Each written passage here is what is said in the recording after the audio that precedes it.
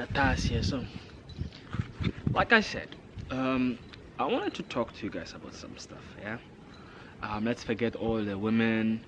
Let's forget all of the Japan travel and stuff. I'm gonna talk to you guys about something serious, right? The importance of being self-sufficient. It says, it's actually very important. Have you ever noticed that we don't even know how to bake bread anymore? Does anybody, how many of you guys know how to bake bread? How many of you know how to garden, how to plant a tree? How many of you know how to build a house? You know, nowadays we don't even build houses anymore. We buy them ready. It's like we're not like the Amish. The Amish, they do everything boom boom boom, right? So yeah, I'm here with Tyson right now. Anyway, like I was saying, we don't even know how to bake bread anymore. Have you eaten real eggs? Ever since I came, right, I eat the chicken of my neighbors. I eat the eggs of my neighbors, and my neighbor, his eggs, they taste completely different. Or when I eat pineapple that gets like plucked, freshly plucked, right, the pineapple tastes a lot better. And what I'm seeing, my neighbor, he's got the chickens out there, right? I don't know whether you can see, but he's got chickens, and he raises his own chickens. Every little house, it doesn't matter how fancy, how poor, they all have their own chickens, right?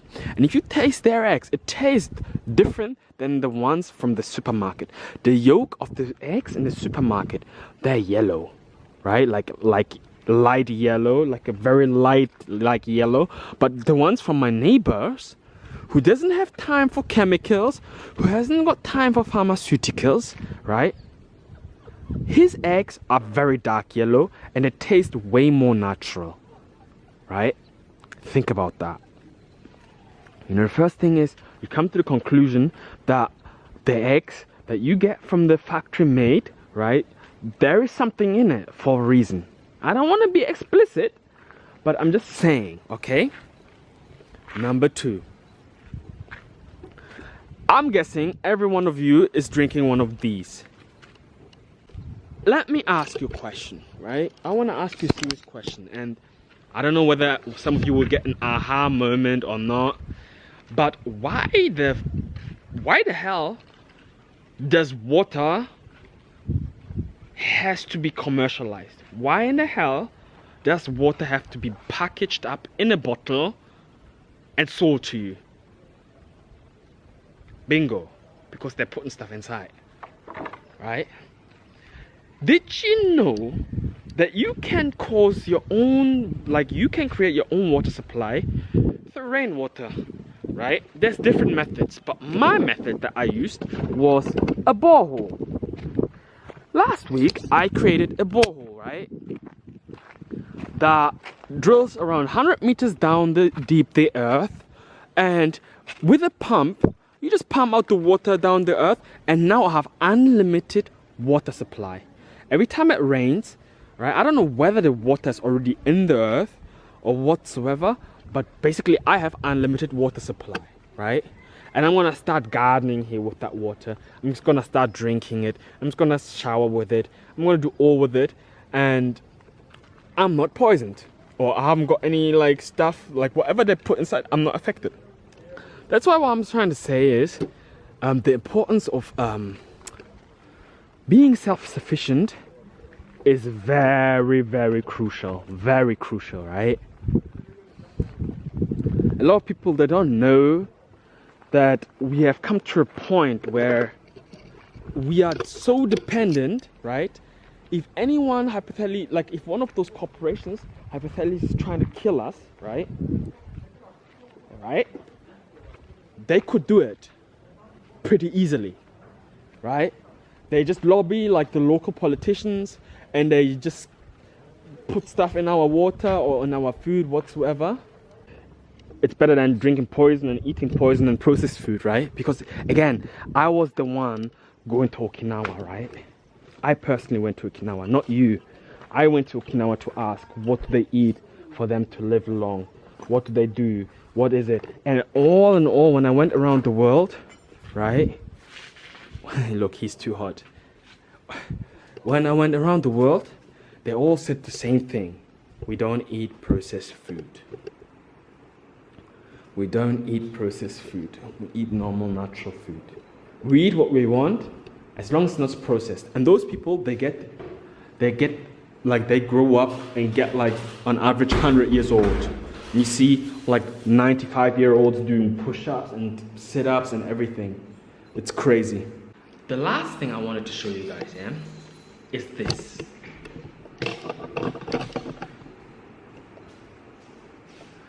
See the tree of my neighbor? You see this tree? I don't know whether you can see the leaves, but that's called a neem tree. A neem tree, okay? Let me tell you what a neem tree does.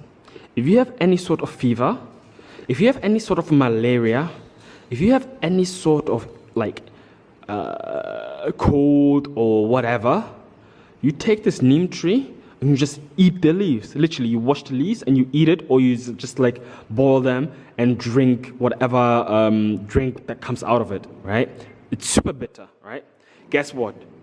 If you have malaria, it will disappear within 4 or 5 hours.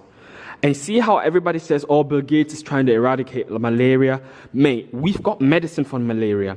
And you know what one wise man once said to me? He said, for every tree leaf, that's hypothetically speaking, like that's like now a neem tree, there is a cure for a disease. If you see that leaf over there in the background, or that over there in another house, right? I don't know what tree it is, but it's a cure for a certain disease.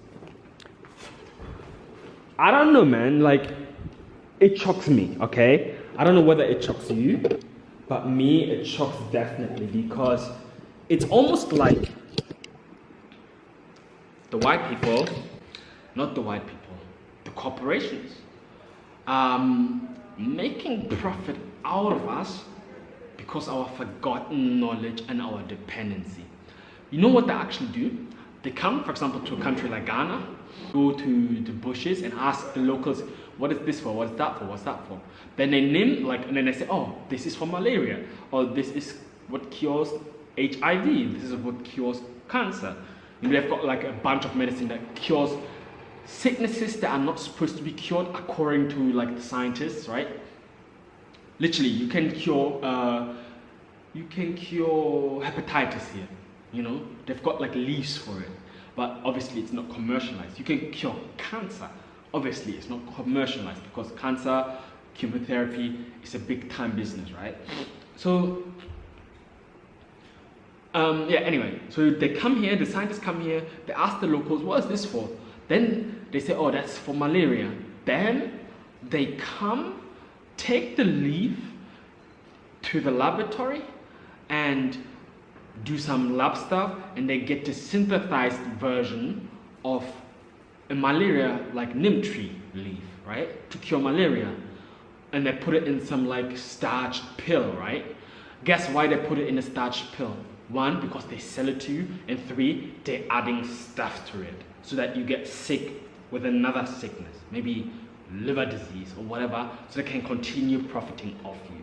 So it's like coming to Africa, it's like I'm turning wiser, but at the same time almost like disappointed or crazy, because you realize, hey, the media was like psyoping me to believe this, but really there is a cure for that, you know? So I kind of decided, no, fuck this life, I'm gonna become self-sufficient, because I feel like something is coming. Thumbs up if you do realize that there's something big coming, and I seriously think they really wanna reduce the amount of people that are alive, you know? Maybe it sounds like conspiracy theories or not, but at least, you know, like I'm on the extreme side, yeah? I'm on the extreme side. So what I'm trying to tell you is I'm gonna do these videos and teach you how to become more self-sufficient and actually not rely on all that poisoning, so you can live a long and better life. But yeah, Thanks for watching.